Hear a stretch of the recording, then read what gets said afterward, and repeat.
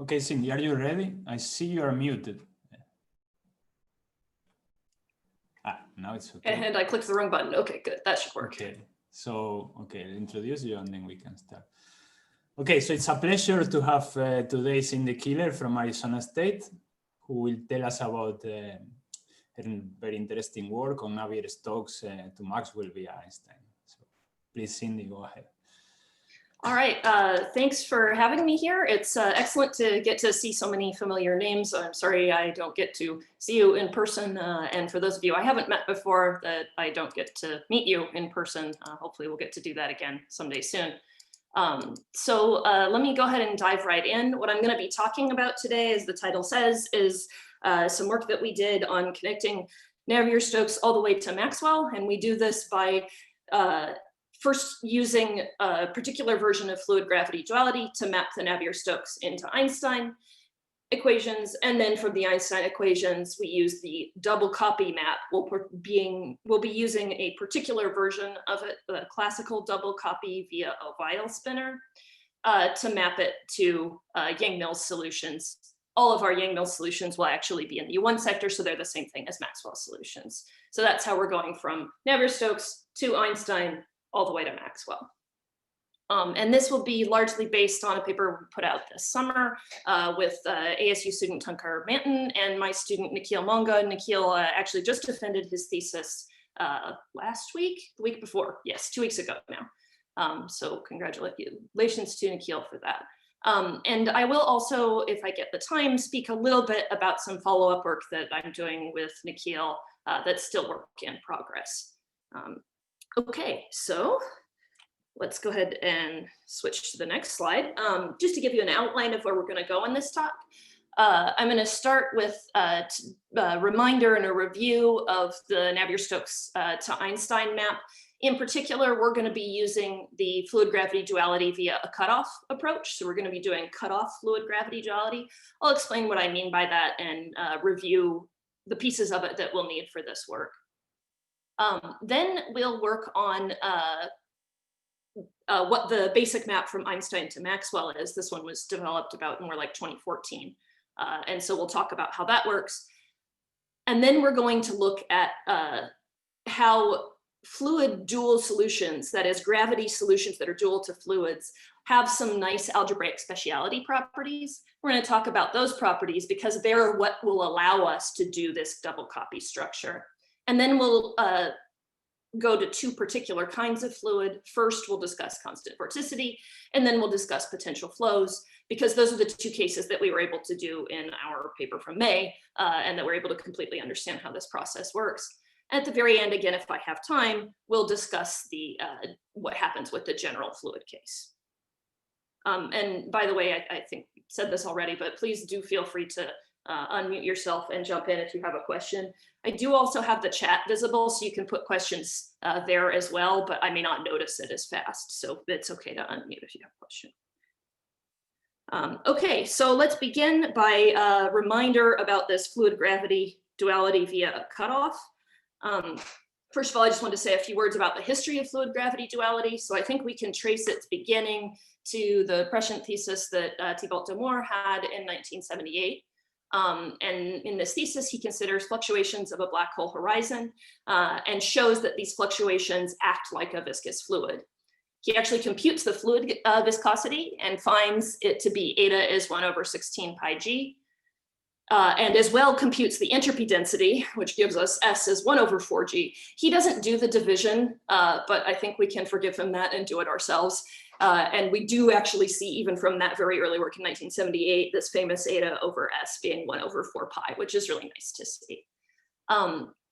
So after Thibault de Moor's work, there was a large body of work which became known as the membrane paradigm. It is, however, always, it's got a couple of pieces we aren't super thrilled with. The first one is it's always considering fluctuations at the black hole horizon or at a stretched horizon right outside it. So it's always talking about fluctuations that are very near to the black hole horizon, if not actually on the horizon itself. And it produces the de Moor-Navier-Stokes equation, which isn't the same thing as just the Navier-Stokes equation itself. And we're going to be interested in actually getting to Navier-Stokes. So I think particularly relevant for this group is going to be a discussion of the ADS-CFT method of fluid gravity duality. So many of you are going to be familiar with this. So in 2002, Paul Castro-Son and Steranetz considered hydrodynamics of n equals 4 using ADS-CFT. Again, of course, they found this famous eta over S as 1 over 4 pi. But here, the fluid they're studying is the ADS boundary fluid. So this lives at spatial infinity, ADS spatial infinity. And of course, the result on some level, we believe ADS-CFT comes out of string theory. Obviously, we're using supersymmetric gauge theory. And really, it's embedded in the structure of ADS-CFT, which it's, I guess, some extra technology on top of what the membrane paradigm needed was really just the equations of GR, and that's it. And it was able to study fluctuations of this horizon fluid. Whereas here, we need the full structure of ADS-CFT, and we're studying fluctuations of a fluid at the ADS boundary. Of course, the eta over S is 1 over 4 pi was conjectured to be a bound, but there are ways to break this via higher derivative corrections and so forth. I'm not going to make any further comment on what comes out of the ADS-CFT results here. I just mostly wanted to point out that you get the same number that you got out of even just the membrane paradigm approach. And I had a few more comments here. You guys can probably know most of these references, or you can feel free to check them out if you like. If you insist that the theory has good causality, then the bound appears to hold. So you add higher derivative corrections, but you insist that you're only going to look at solutions that have good causality properties, then you restrict back to getting this eta over S as 1 over 4 pi.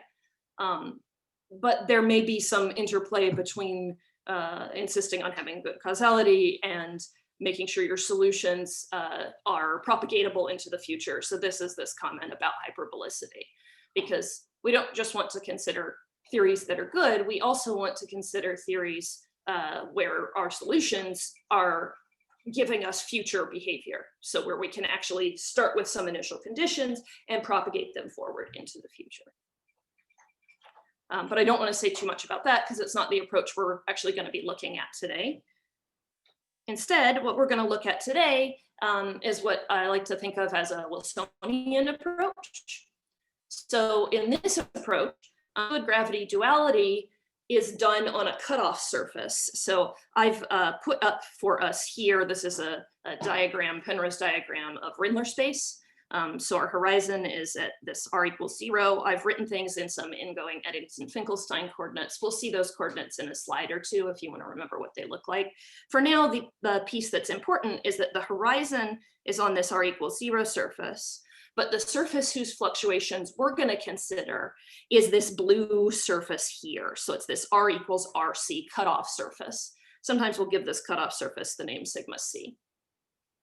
So the idea here is that on this cutoff surface, if I put certain boundary conditions, which I'll describe to you in a minute on there, I find that the fluctuations of this cutoff surface itself can be identified with a fluid velocity and pressure such that we solve the incompressible Navier-Stokes equation exactly when the full background everywhere solves the Einstein equation. So this will relate solutions of the Einstein equation to solutions of the incompressible Navier-Stokes equation on this cutoff surface here.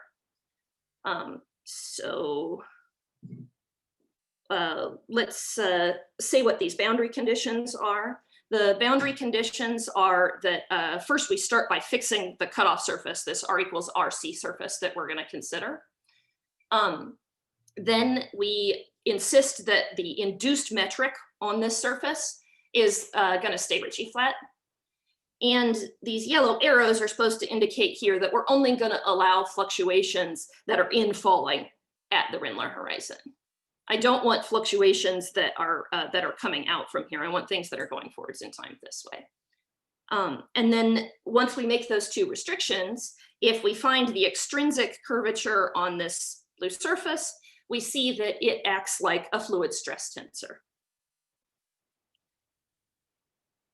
in particular, it's acting like a fluid stress tensor in the hydrodynamic limit. And before I move on to discuss the hydro limit, which I think I do in the next page, I do want to point out that one of the important pieces about this approach is rather than discussing things at the horizon or discussing things at some ADS infinity, which here I haven't even thought of this as embedded in ADS, but you could, I'm thinking about it on some finite cutoff surface somewhere in between the two. And so this relationship between solutions of the Einstein equation and solutions of Navier-Stokes, when I pick a cutoff surface and insist that the induced metric is flat and the waves are infalling, that relationship is showing up for any time when I have a horizon, because this is just a Rindler horizon here. But of course, near any horizon, near any null horizon, I can go ahead and use coordinates that make it look very much like Rindler near there. So as long as my cutoff surface is sufficiently close, that's what it'll look like. Let me say a few words about this hydrodynamic limit. So in the hydrodynamic limit, let me actually start by discussing the hydrodynamic limit just in the context of Navier-Stokes itself. Why do we call it the hydrodynamic limit? So I'm going to start by considering some solution of incompressible Navier-Stokes equation. I've written just the Navier-Stokes here, but you could write out incompressibility as well. It's just that the gradient of V vanishes. Or sorry, the gradient of V summed over the DI-VI, that's the right way to say it, that vanishes. If I take any solution and then I rescale it by multiplying V by a power of epsilon, multiplying X by a power of epsilon, but multiplying tau and P instead by epsilon squared here and here, then I will find that the new solution also solves Navier-Stokes. So this scaling is set up exactly to maintain the solution in Navier-Stokes. And even if I had started with my original solution, my VI, PI here without the rescaling, even if I'd started with that satisfying something that was Navier-Stokes plus some correction, some other derivative terms, when we take the limit as epsilon goes to 0, we would remove any corrections to that Navier-Stokes. So we sometimes think of this as something like a gradient expansion, that we've set the scaling here so that we're just going to keep exactly the terms that show up in our non-relativistic incompressible Navier-Stokes equation here.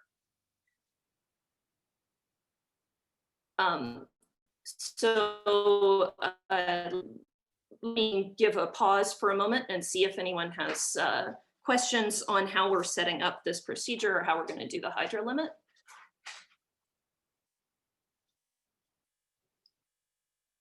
Doesn't look like there are any questions, so I'll go ahead and move on.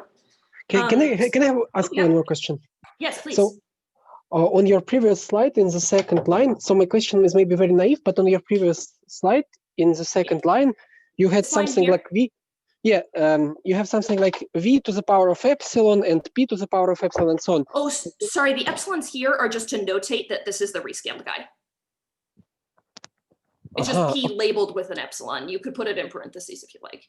And so when epsilon tends to 0, this equation reduces just to simple Navier-Stokes equation, right? Well, actually, if I started with Navier-Stokes equation and then I plug in, so if I started with V and P that solve Navier-Stokes, and then I plug in instead this shifted V epsilon and P epsilon, the new V epsilon and P epsilon will also solve Navier-Stokes.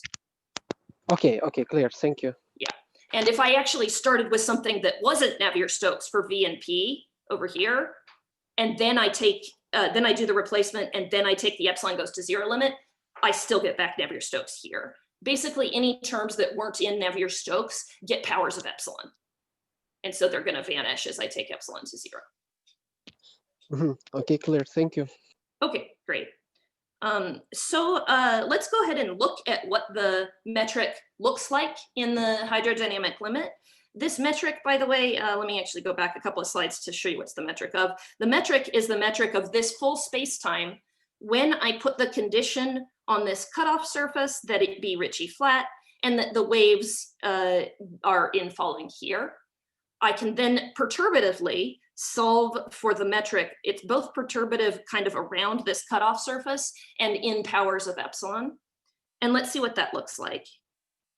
So I've arranged this so that the first piece here is just Rindler space or flat space in ingoing Eddington-Finkelstein coordinates. So you can see that because I've got a d tau squared here, but a d tau dr here. And then you can see that on the cutoff surface, the induced metric, so induced metric on the cutoff surface, because it's constant r, isn't going to have these dt dr pieces. The metric set, the induced metric on the r equals rc cutoff surface, well, these guys vanish when r equals to rc. So the induced metric becomes just this first line, which is indeed Ritchie flat as we insisted. And this is arranged here so that every line is one increasing power in epsilon. So this first line is epsilon to the 0. The second line is epsilon to the first power. The third line is epsilon squared, and so on. And I have not included higher order terms here.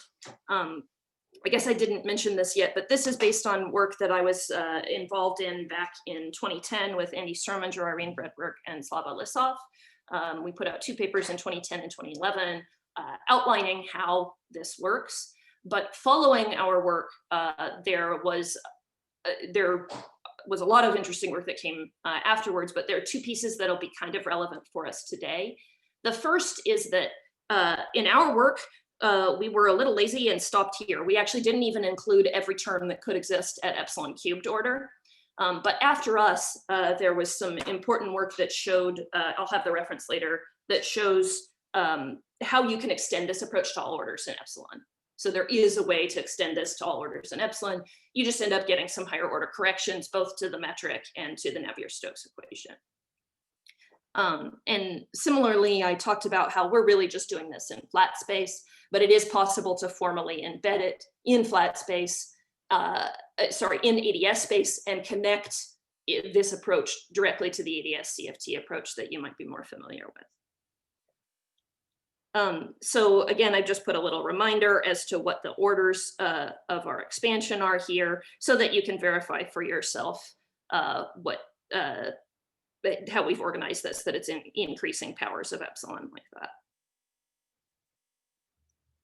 So we already discussed that the induced metric is flat. You actually can also check, if I think about, well, what are the Einstein equations on this metric? At the moment, I haven't told you what V and P are. So just writing down this metric, I can compute Einstein equations. Let's start with the ones that are the constraint equations on the r equals rc surface. When I do that, I find that at order epsilon squared, the constraint equations become just the divi summed over I is 0. This is incompressibility. So the constraint equations for the metric on that cutoff surface are themselves incompressibility at lowest order. And then at the next order, the constraint equation is the thing that becomes Navier-Stokes. It's the propagation equations off of that cutoff surface that have given us the shape of the rest of this metric here.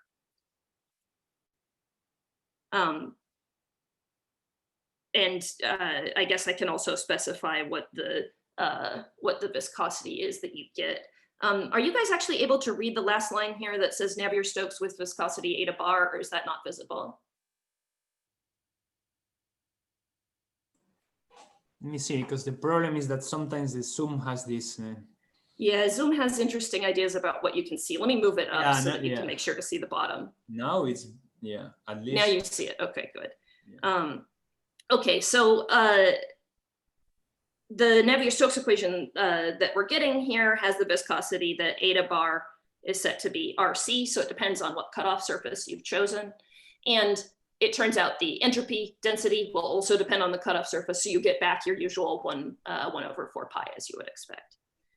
The Einstein equations, both the constraint equations, so the equations on the R surface, and the propagation equations, so the ones that go off of the R surface, they're all satisfied with this metric up to order epsilon to the 4th. And as I discussed, they're satisfiable if you continue this procedure up to all orders in epsilon. So it is a consistent expansion to be choosing. So a couple of more highlights. I think I mentioned before that it can be connected to the ADS approach. I think this is the first paper that did so back in 2011. It's also extendable to higher orders. The first work on this was from 2011, and then some of the same authors had a follow-up paper in 2014 that does a more generic job. And it's also possible to take this hydro limit that I've been talking about and instead recast it as a near horizon limit. So in this case, you should imagine that I'm taking the cutoff surface and I'm pushing the cutoff surface back towards r equals to 0, which is where the Rindler horizon is. As I push it back to r equals to 0, there's a way to write down the same exact expansion, except in powers of how far away the cutoff surface is from r equals to 0. So it's consistent to either use the near horizon limit or the hydro limit of this cutoff approach. Either way, we end up finding the same basic metric, and that metric gives us Navier-Stokes equations for the fluid as we've identified it in terms of V and P from this metric. Another piece that we'll come back to is that we find that the space-time is algebraically special, which we will need to use the the particular double copy approach we're going to use. And what do I mean by algebraically special? In case you're not familiar with it, I mean that the Weyl tensor of the space-time satisfies some extra properties. So Petrov type, particularly in 4 dimensions, which is the case we'll be talking about mostly today, allows us to classify spacetimes by what are called principal null directions of the Weyl tensor. So a principal null direction, k mu, is null, obviously, and then satisfies this condition with respect to the Weyl tensor. It's actually easier to see why this is a useful condition to satisfy from the spinor algebra, but I wanted to avoid that here, so I just wrote down the tensor version of it. And it turns out in 4 dimensions, for any metric in 4 dimensions, doesn't actually matter if it satisfies Einstein equations or not, there are always, if you set up the equations here and try to solve them for k, you always get 4 solutions to these equations. So you get 4 principal null vectors, but they're not always different from each other. So you could get a repeated solution. So just like you might have, say, I'm trying to find when x minus 2 squared equals to 0, well, at x equals to 2, it's 0 twice because it's got 2 factors of 0. In the same way here, I'm going to have 4 solutions, but I might find that, say, they match up in pairs, or maybe 3 of them match up and 1 is separate. And how those match up is the Petrov type of the spacetime. So a spacetime is going to be algebraically special whenever any of these guys coincide. For Petrov 2, that just means 2 of them coincide. When 2 of them coincide, the k the doubled k actually satisfies a slightly simpler equation, looks like this guy here. So if there's any k for which the Weyl tensor and k satisfy this second equation here, then the spacetime is at least Petrov type 2. And we find that the metric we wrote down before actually is Petrov type 2, at least through order epsilon to the 14th. That number, by the way, epsilon to the 14th, is much less impressive than it sounds. It sounds like that has a really strong meaning. It actually doesn't. It's the lowest order you could have expected for the way our expansion works is epsilon to the 12th. So it satisfies it 2 higher orders than you might have naively expected. And the piece that we'll actually be using today is not just that generic 4D fluid dual spacetimes satisfy Petrov type 2, but that if I restrict the fluid somehow, so let's say I make the fluid constant vorticity, or I make it a potential fluid, or some other restriction, I can get that the algebraic speciality goes up. So the types we'll be talking about today are cases where the solutions coincide in pairs. And yes, I know I look a little bit like Spock here. My grad student likes to have a slide with Spock doing this, but for us, just keep in mind that I've got the 4 solutions that have become 2 pairs of solutions. That's called type D. That's the first set we'll look at. And then the second set we'll look at is called type N, and that's actually when all 4 solutions coincide together. So when there's 1 k that satisfies a much simpler equation, and that solution basically shows up 4 times in this first expression here. By the way, it is actually possible. just a little bit of history, I guess. In this first paper here in 2011, we showed that the fluid dual spacetimes we built were kind of accidentally Petrov type 2. We weren't trying to make them Petrov type 2, we just noticed that it was true. But it is possible, at least at low orders, it isn't necessarily continuable unless you alter the equations you're trying to get to. But at least at low orders, these Petrov conditions can replace some of the boundary conditions that we had in our initial approach. And that was shown by Andy and Slava a little bit later. So let me go to our next topic now, and I'll pause for a moment to see if you guys have more questions about the fluid gravity duality. I'm going to move on now to talking about what happens with the classical double copy. And I'll give you a moment to pop up with questions either in the chat or verbally while I have some more. Can I ask a question? Mm-hmm. Hi, I'm Navid. My question is about your about the first part of your talk. I mean, the fluid gravity. Yeah, I think there's a work by Magoo, Verlind, and Mark Mazet in which they show that by removing the near boundary of ADS and starting to study the physics between cutoff and the horizon, we have a geometry dual to a CFT deformed by TT bar perturbations. Then my question is it true to say that what you do what you find is the statement that the line wavelength limit of TT bar deformed CFT is Navier-Stokes physics? I think so, and I think that literal connection has actually been made. There's a paper that, I'm sorry, I don't remember who else is on it, America Taylor, and it might be her alone, it might be some other people too. They had a paper on higher dimensional versions of TT bar. So to do this, I need at least 4 gravitational dimensions. So they talk about some higher, what gives me a 3-dimensional CFT. So they talk about doing a higher dimensional version of TT bar beyond a 2D CFT in 3 or higher dimensions. And they actually show, because America's been doing some of this fluid work too, they actually show a connection between the higher dimensional version of TT bar and the fluid gravity duality. It's actually quite cute. You can ask me later for the reference. Okay. I don't have it off the top of my head. But America Taylor is one of the authors, if not the only one. Yeah. Right, thank you. Yeah, it's a great question. I also, I guess I know her work and I know that that statement is true, but I don't really understand why it should be true.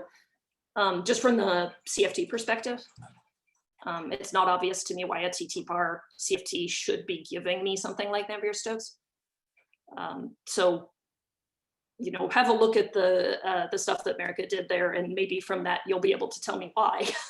I can see that, but I don't really understand why. Okay, any other questions on this first part? Okay, let's move on to discuss the second piece. So far we've gotten ourselves from Navier-Stokes to Einstein, or if you'd like to think of it as we did Einstein plus some boundary conditions that gave us Navier-Stokes. Well, now we need to go from Einstein all the way over to the Maxwell equations. And I guess I should again state that I'm using Maxwell as shorthand for Yang-Mills in the U1 sector, because that's what we'll actually be seeing. Because this isn't an amplitudes group, I just want to highlight that where this comes from, we'll be doing classical solutions, but where this comes from, the idea behind it is from the amplitudes world. So it's really at the level of quantum amplitudes. It turns out via a thing called color kinematics duality, or also BCJ, that Yang-Mills amplitudes, if you write them in the proper gauge, can be written as a sum over terms that have each one kinematic factor and one color factor. So this yellow guy here is the kinematic factor, and the blue guy is the color factor. And then the bottom props here is short for propagators. So this is just written as some sum over terms that have each one kinematic factor and one color factor. And I'm also going to insist that I write these such that both the color factors and the kinematic factors satisfy Jacobi identity. This is possible. And then once you do that, it turns out if I propose a gravity amplitude that's written with exactly the same set of terms, but I've now taken the color factor and replaced it with the kinematic factor, then this will actually be an appropriate amplitude in gravity theory. Which gravity theory you get depends on what Yang-Mills you started with here. So for example, n equals 4 super Yang-Mills here will give you n equals 8 supergravity here in general. And it also turns out, I want to mention this because we will use it, you can also write a scalar theory that uses just the color factors and the propagators. So here there's no copies of the kinematic factor. So there's actually a really nice, quite recent review by these folks here from 2019.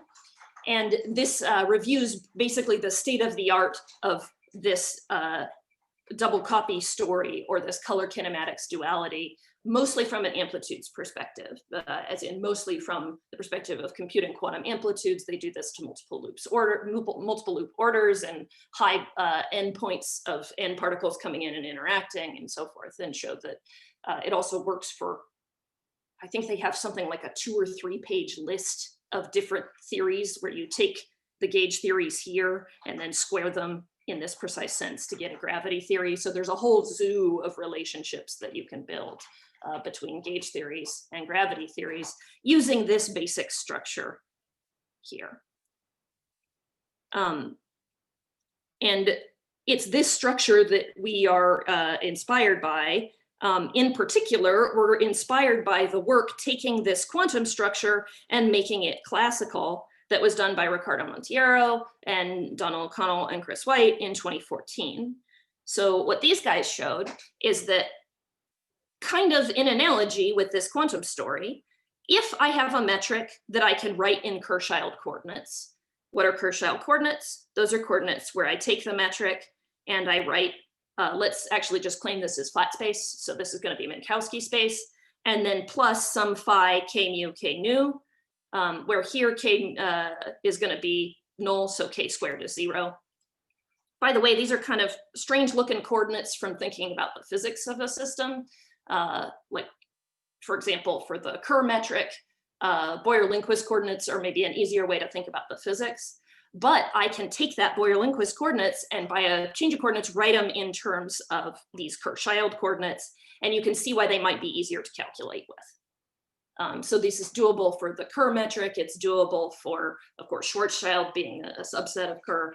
There's a large class of metrics that can be written in this simple form, or in slightly extended forms of this. And a good portion of the metrics whose double copy story we understand are written in this way.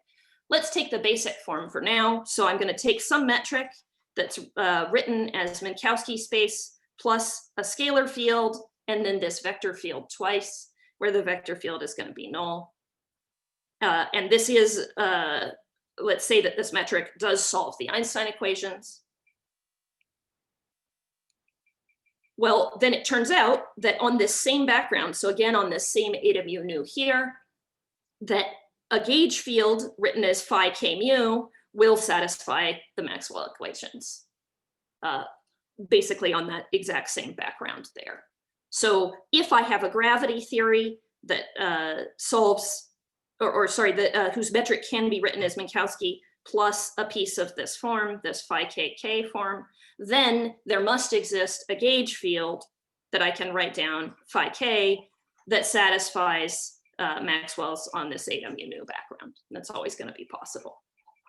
And these guys here, they were inspired by the work, by this amplitudes work. You can see that the structure is really similar. So up here, I had a single copy of this color factor, and then I have the kinematic factor once in the gauge field, but I have it twice in the gravitational field. Well, I have this k twice there. So it's the same kind of squaring, and I use squaring with quotes because it isn't a literal square. It's that I've copied one factor and written it twice, basically.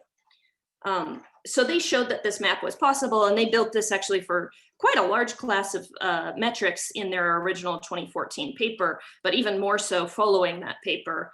And if you look, there's a chapter on this classical map in this 2019 paper. If you look there, there's a whole list of other classical maps that have been built besides the solutions covered in their first paper here. Oh, sorry, one more piece I forgot to say. There's also, I can also write down a scalar field. This very same scalar field, the one that showed up in front of the KK term there, will solve the Klein-Gordon equation on this eta mu nu background. So basically I end up out of just this phi and k, so one scalar and one vector that's null, I can build three things. I build a scalar field that satisfies Klein-Gordon, I build a vector field that satisfies Maxwell's, and then I can build a metric that satisfies the Einstein equations. And I do want to highlight that this is not a perturbative approach. So it kind of looks here like I'm writing flat space plus some perturbation. This is not flat space plus some perturbation. This is a nice set of coordinates where I can write the metric as flat space plus some other stuff, but this other stuff doesn't have to be small. And in general, for the Kerr metric, it's not small. So it isn't really a perturbation. It's a writing in a particularly nice coordinates. Kind of like up here, in order to get this structure for the gauge field, I actually had to write this in a particularly nice gauge. They usually call it a generalized gauge. So let me actually pause here for a moment to see if you guys have questions about how this classical double copy works.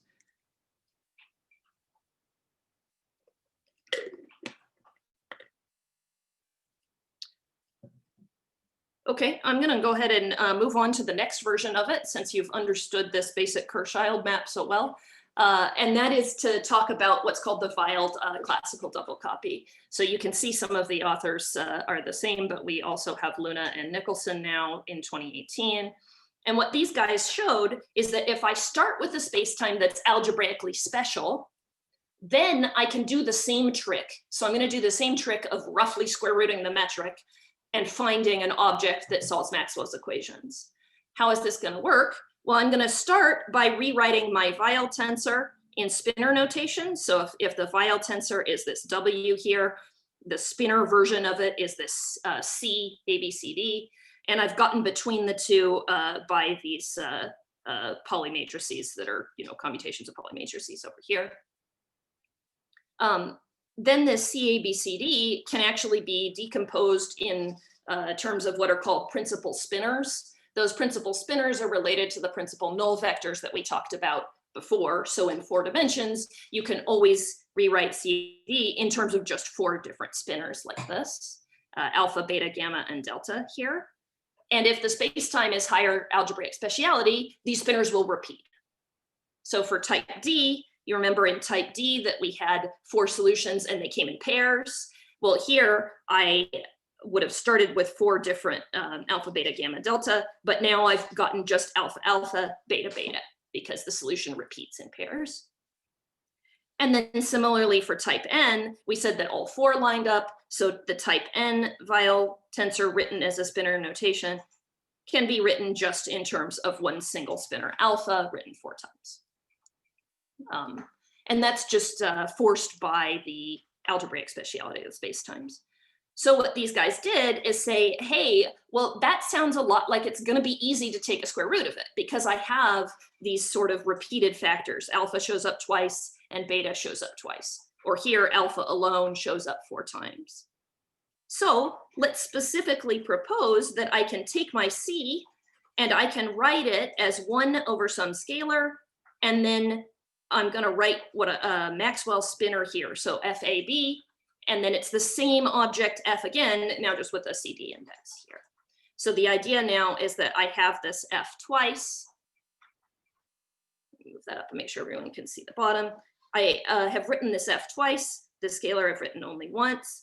And well, what happens with these, I find that it's possible to do this such that the scalar solves the Klein-Gordon equation, and the FAB, when I rewrite it in terms of FU news, again, using these sigma polymatrices to get between the tensor and spinor, it just becomes an FU nu that satisfies Maxwell's the way that I would expect. I guess I didn't actually write full Maxwell's here, but you can write Maxwell's and the Jacobi if you like, and they'll both be satisfied. And these are satisfied, both of these equations. The 0 here is saying that it's satisfied when I go back to the base spacetime, kind of like in the Kershile coordinates, where we were saying it's satisfied with respect to the eta mu nu part of the metric. Same thing here. It's satisfied with respect to the flat background that I've built the space-time on top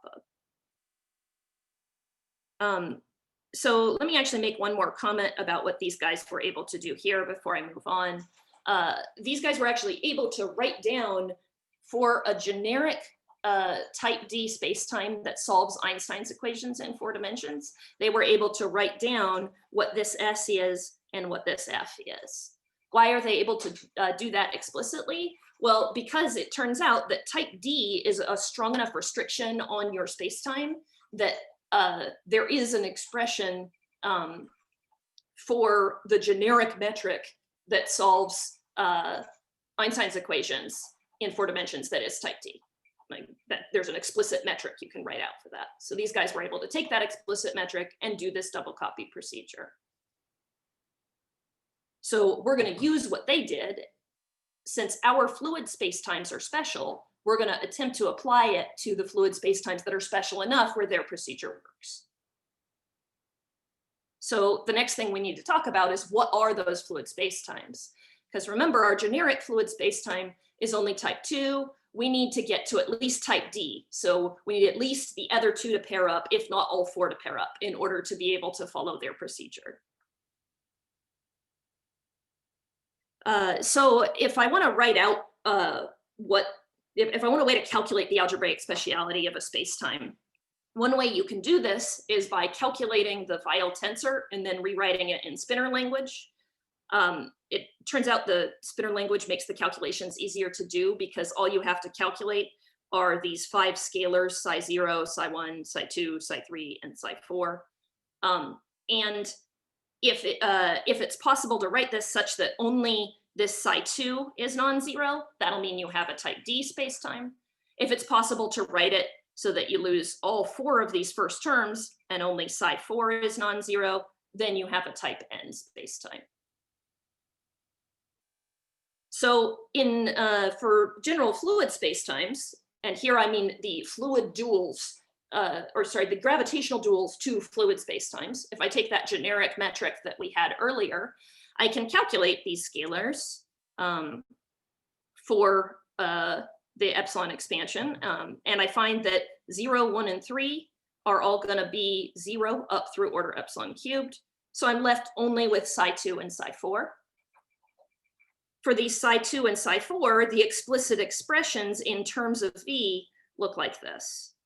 So if I can pick a fluid where either this is 0 or this is 0, then I'll be able to make more progress. Then I can apply the double copy approach that was built in the Weyl paper in 2018. So when is that going to happen? Well, the first place it's going to happen is if I have setting psi 4 to be 0. So setting psi 4 to be 0, through a little bit of effort, you can convince yourself that the equation that I need to satisfy gives me Vx of minus Wy or omega y, and then Vy of Wx. And this is a fluid that has constant vorticity. It is actually possible to allow some time dependence in here. For simplicity, I'm not going to talk about the time dependent solutions. They're not that interestingly different. They're probably just a coordinate shift from the basic constant vorticity solutions. So in particular, if my fluid is constant vorticity and pretty simple like this, then this fluid will be dual to a space-time that's type 2, so I can apply the classical double copy. Similarly, if I'm instead trying to make the psi 2 vanish, so I'm trying to get to a type N space-time, I can do that by insisting that the vorticity vanishes. So if I set dx Vy minus dy Vx equals to 0, that together with incompressibility will actually force this whole, that will force this whole term to be 0 here. And because the fluid has 0 vorticity and has incompressibility, actually means we can write it as in terms of a single potential, a single scalar potential. So the fluid flow, the velocity of the fluid is just going to be the gradient of that scalar. And then I can solve Navier-Stokes for these and write out what the pressure is going to be in terms of that same scalar. Again, we're probably, we're going to restrict to the case where I'm going to turn off the time dependence because it's not providing us anything interesting. We'll get enough out of just the spatial. Sorry, I think we are not being able to see the equation with the scalar. Can you like? Okay, let me scroll up. I think it depends on how you have your screen set. Some people can, sorry. Can you see it now? At least I wasn't, maybe some people. But do you see it now? Yeah, okay, good, good. Yeah, so the idea here is basically just that because because this is such a strong restriction to set the vorticity vanishing, and because I'm incompressible, then I can rewrite the fluid like this. So these are, it's a class of fluids. It's, if you're interested in fluid dynamics in any way, they're kind of boring because they're always writable in terms of potential. But they are, because of that, a little more analytically handleable, which is why we're able to treat them. Okay, let me move down and just go through the summary here. So the summary here is that type D fluids are fluids that have constant vorticity. Type N are fluids where that vorticity is 0 and they turn into potential flows. So let's look at what happens specifically for the constant vorticity fluids. So for the constant vorticity fluids, the only non-zero scalar now is the one that's written as psi2. We can calculate it's just a constant. And the natural background is just that first line of our metric. So this is the background if we didn't have the fluid on at all before I turn the fluid on.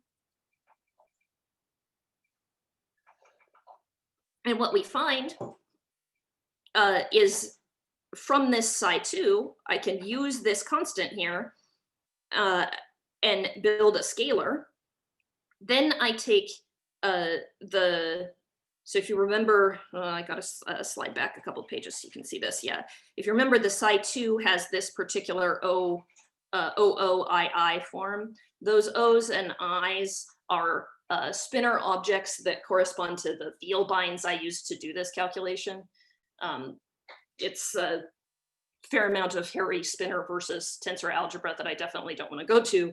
But if you go through it, what you end up finding is that the F, so the F is going to be built out of one O and one I. The F that you get looks like this. And then this F corresponds to a capital F mu nu, so it corresponds to a Maxwell field tensor that is given by this same vorticity W here. And it's going to have tau R and XY components. The theta here is actually a choice you get to make. You can do this procedure with any value of theta. It's basically a phase choice. And it corresponds roughly to something like an imaginary rapidity, which I don't have a lot of intuition for, but you can make whichever choice you want here. When you do this, you find all the other F unus are 0. Since S here is just a constant scalar, obviously it solves Klein-Gordon. It's a little boring, but it does solve Klein-Gordon on this background. More interestingly, these capital Fs, as we expected, do solve the Maxwell's equations. So we found the Maxwell equation that matches to this constant vorticity fluid. Let's talk about how we can interpret that. So let me pick a specific theta just for definiteness here. So I'm going to pick the theta of 3 pi over 2. That tells me that the fluid velocity is minus this vorticity times y in the x direction, and then in the y direction, it's the vorticity times x.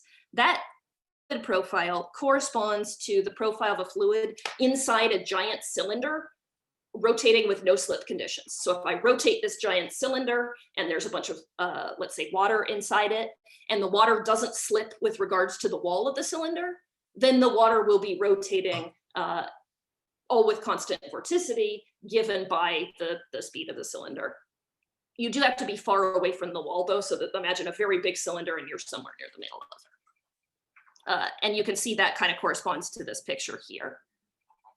Well, what does this remind us of? If I write this, what the Maxwell field becomes, well, the Maxwell field becomes and then write the electric field and the magnetic field becomes just what we'd expect from a big solenoid.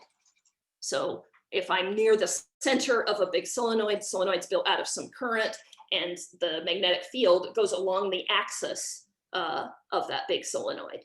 As long as you're near to the center of it, it can be approximated by having just that axial component. And that's exactly the same kind of picture we had from the fluid, that the fluid is kind of going in the same direction you would expect the current to be. And then the Maxwell magnetic field ends up just pointing in the radial direction out of the plane of this fluid. So it's kind of a nice picture in the sense that from the fluid perspective, we've got this slowly rotating cylinder with no slip conditions. From the magnetic perspective, we've got something that looks like the uniform field inside a big solenoid. The current is proportional to omega, just the same way that the fluid's vorticity was proportional to the speed of the rotating cylinder. And the scalar field here was constant and really isn't telling us much in the way of information. I should note that this fluid is actually only in the hydrodynamic regime, as in the fluid metric, when I write it out, is only in the hydrodynamic regime for large X and Y. So I want to take epsilon to 0, and it's only in hydro when X and Y go like over epsilon. It's possible to fix this by going to the near horizon expansion instead. We talk a little bit about that in our paper, but I won't cover it here. Because the big idea is really just that by using this gravitational double copy that gives us a single copy that's the Maxwell's, we see that I start with a constant vorticity fluid, I go to the metric that it maps to under the cutoff surface duality, and then that metric gives me a single copy Maxwell field that looks like the field due to a large solenoid. So let me move on and say a few words about the type N fluids, the ones that are potential flows. I'm going to start with a particularly simple potential flow. This one's simple because the Weyl tensor, when I calculate it for the fluid dual, will end up being a constant just dependent on this alpha. So I go through the same procedure I did before. I start with my velocities for the fluid, which I found from the potential. Then these velocities build up what my metric looks like. From the metric, I calculate what the Weyl tensor looks like. I put it in spinor language, and I take the square root in the way we defined earlier. I get that the scalar here, again, is a constant, now set by alpha. And the spinor Maxwell version looks like this. That's not very interpretable, so let's put it in tensor language. Here in tensor language, it looks like this. And again, this Maxwell field will solve the Maxwell equations on the same background, just the first line of that metric. Interestingly, the pointing vector, so if I calculate the pointing vector from this electric and magnetic field, the pointing vector points into the horizon here, which makes some sense if you think about the boundary conditions we started with. The boundary conditions we started with were fluctuations on this cutoff surface, and then we only allowed infalling fluctuations at the horizon. So if we think about which direction energy is moving, it makes sense that it should be moving into the horizon, which is minus r hat. We should also note, this is some particular fluid that I chose, some particular potential, but we showed earlier that we get a type N gravitational dual for any potential that I might start with. Any potential that has 0 Laplacian is going to give me some potential fluid, and incompressible potential fluid, and then that potential fluid should be dual to a metric that's type N. So we ought to be able to do this procedure for a generic type N fluid, or a generic potential flow fluid. So what if we want to consider a different potential? So we've already studied the extensional flow. That was this particular phi. Here I've given us a picture of what that extensional flow looks like. So it's I've picked my theta again to be the 3 pi over 2. So here the fluid comes in from the x-axis. It goes towards the center on the x-axis, and then it goes out on the y-axis. So you can produce something that kind of looks like this. Let's say I had a vat filled with chocolate, so it's a 2-dimensional fluid flow, and then I stick my spoon in the middle and pull the spoon straight up. The flow will look something like this. Okay, or the flow left in the vat will look something like this. But there's a lot of other potentials we could write. Here's a list of a whole bunch of them. I'm not going to go through any of these in detail, just to point out that, you know, lots of solutions you know and love, like a single source, a point source, or a single sink, or a dipole solution can be written in this way. And there's a thing called a line vortex you can write in this way. A whole bunch of fluid solutions can be written here. So the proposal that we had was that we're actually going to use exactly the same electromagnetic field for these guys, regardless of what the potential is. So then, well, how can that possibly work? They're different fluid flows. So what distinguishes them from each other? What's going to distinguish them from each other is this potential, which we're going to put in the scalar, which is kind of a natural thing to do. It makes sense that the potential itself is a scalar. So if it shows up only in that S, that scalar we had, then that seems somewhat reasonable. So let's see what that looks like. The potential can be, the information from it is entirely put in the scalar. So remember, the potential tells us that the gradient of the potential matches the velocity. Because the potential also has to give us fluid flow that solves incompressibility, I actually know that the potential can be written as the sum of a holomorphic term and its complex conjugate. So I'm going to write everything here in terms of, actually in terms of this complex conjugate F bar piece, where here Z is X plus IY. I've just chosen complex coordinates because it's nice to write down and it's quick to write. Then I find that the scalar field here is the thing carrying the information from this potential. In fact, the second derivative of the scalar field, or sorry, of the potential gives me the scalar field here. And I've picked exactly the same Maxwell tensor that I had before. So to give a summary of what's going on with the type N fluids, what we have now for a generic potential is that the S solves the Klein-Gordon equation, but now non-trivially because it's not a constant anymore. Its value depends on what the potential was, because it's got this dz bar squared of F bar, which is the anti-holomorphic part, if you will, of the scalar potential. But the electromagnetic field is kind of just like the background that's supporting the fluid metric for these potential fluids. For fluids that are entirely writable as a potential, the single copy that I have to square is pretty simple, and then I dress it, if you will, with the 0th copy that's this scalar. And so the pointing vector for all of them is the same. It's always this minus r hat, which again fits in with our perspective of having these infalling boundary conditions.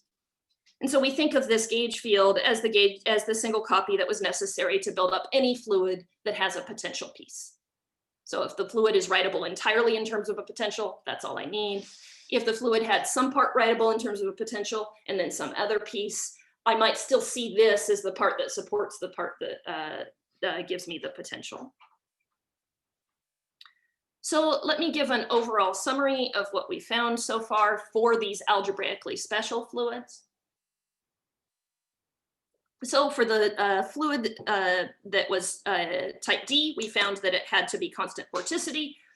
This is like the fluid inside of a slowly rotating cylinder with no slip conditions when we're far away from the edge.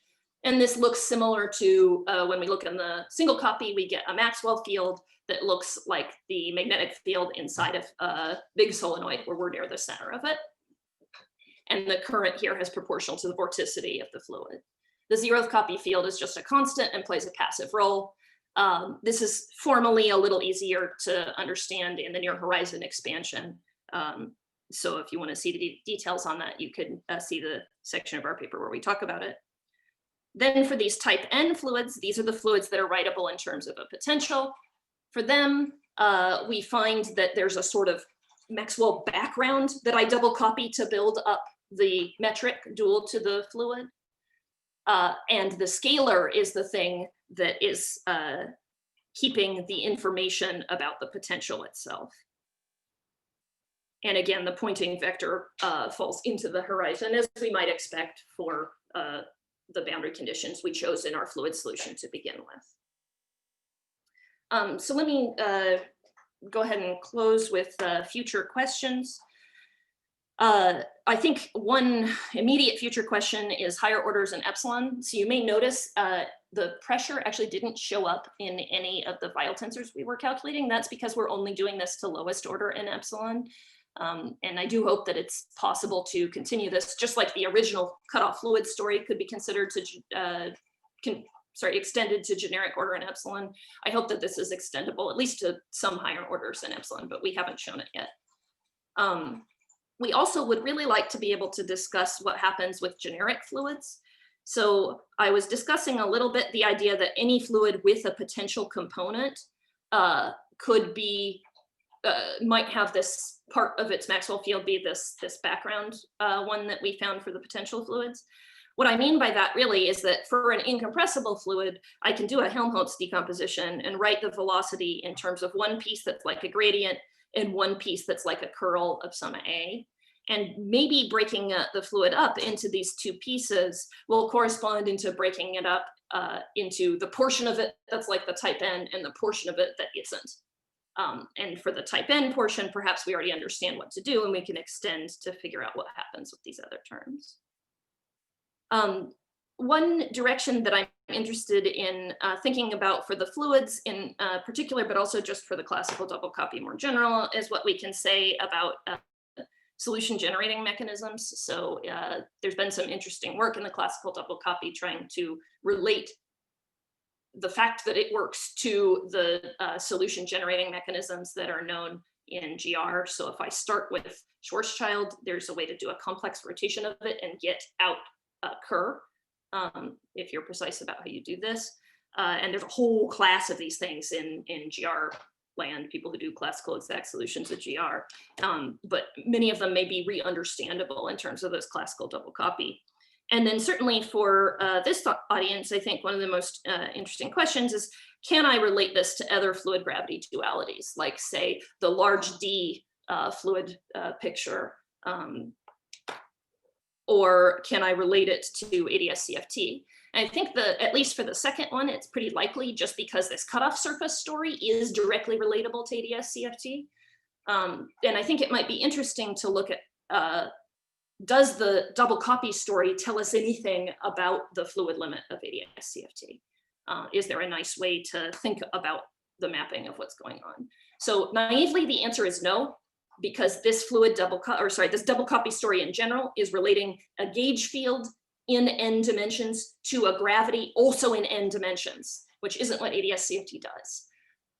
As we all know, it reduces a dimension instead. So I'm not quite sure how that might work in detail, but it would be nice if we can get some insight from that perspective. Okay, and then I wanted to say a little bit more here, and I will skip talking about my scribbles and just highlight that what we're working on now is trying to do this number 2 here, talking about generic incompressible fluids.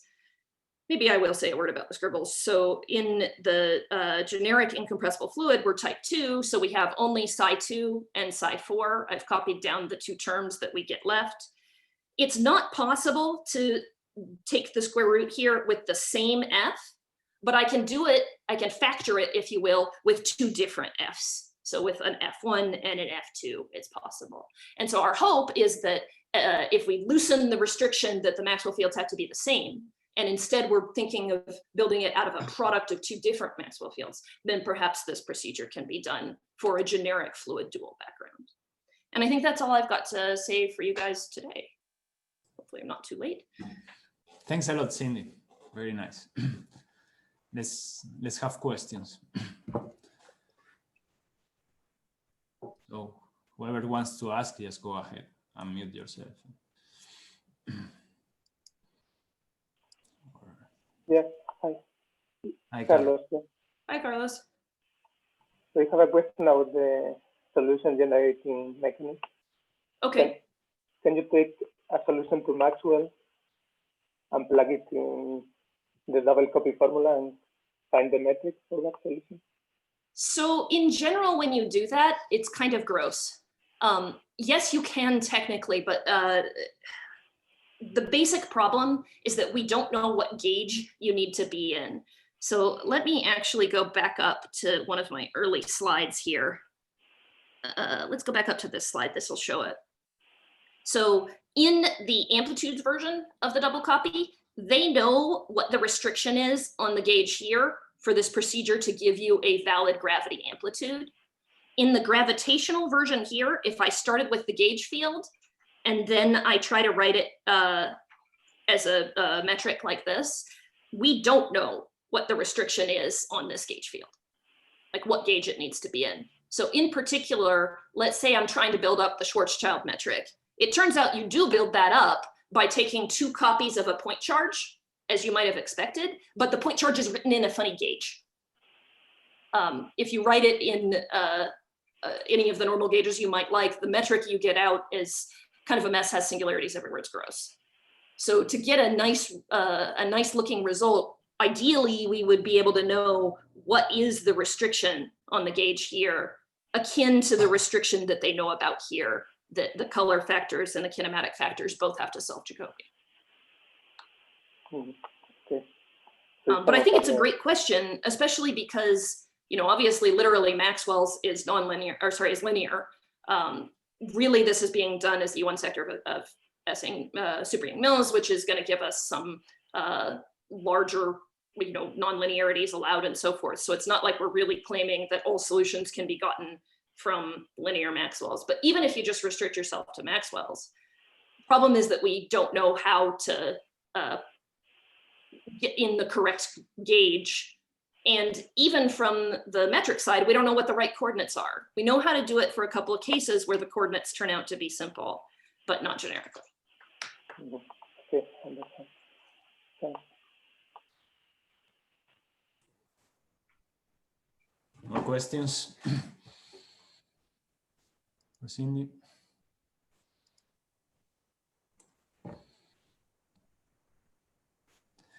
Last chance. You can also write on the chat. I'm also happy to take questions later by email if people have further questions. Yeah. I'll actually. Thanks. Okay. Looks like there's no more questions. Okay, we had a few during the talk, so we cannot complain.